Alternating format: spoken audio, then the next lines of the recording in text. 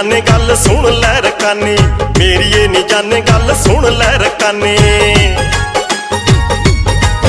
ओह मेरी नी जाने गल सुन लै रकानी, मेरी नी जाने गल सुन लै रकानी। देख जट दी कमाई न जांदी धूड़ा पटदी नी बिल्लो राणीए, बड़ी औखी हुंदी